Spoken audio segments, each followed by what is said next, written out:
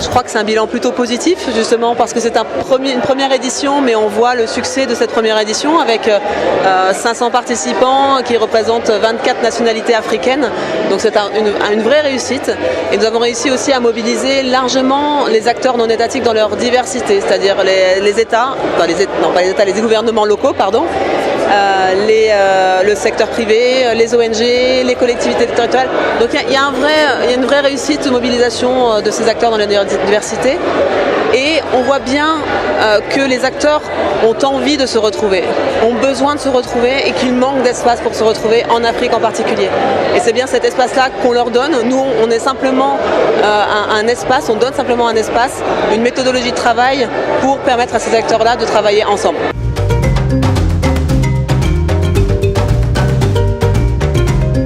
Agadir, c'était un sommet mondial, hein, ça n'avait pas une spécificité africaine, donc évidemment c'est un petit peu différent comme format.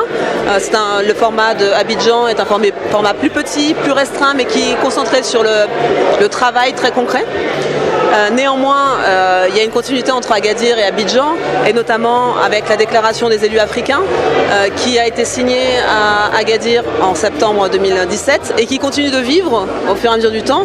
Et donc là, on l'a vu avec la signature de 9 nouveaux maires qui ont décidé de s'engager aux côtés des 47 autres qui avaient déjà signé à Agadir en septembre 2017, de s'engager sur la lutte contre le changement climatique et la mobilisation de leur société civile dans leur territoire.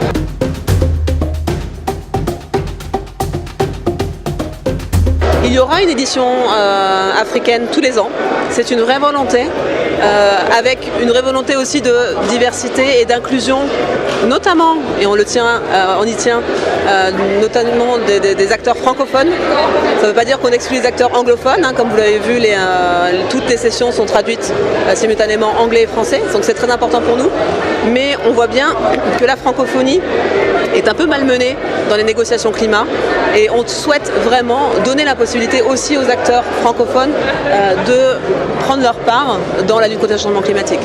Donc un sommet régional chaque année en Afrique. Vous l'avez entendu tout à l'heure, il y a un candidat, c'est le maire d'Accra, au Ghana, pour l'année prochaine. Donc nous en sommes très heureux. Hein, vous voyez, c'est un pays anglophone, mais malgré tout, nous aurons aussi, je pense, un certain nombre de francophones là-bas. Et puis, tous les 2 ans, un sommet mondial plus gros, en fait, avec ce qui n'a pas forcément les mêmes objectifs, et uniquement de plaidoyer, de relais aussi de ce qui s'est dit dans les sommets régionaux. Donc voilà, on est en train de construire cette feuille de route aussi pour nous sur les prochaines années, mais c'est en train de se consolider. Super, merci. Merci.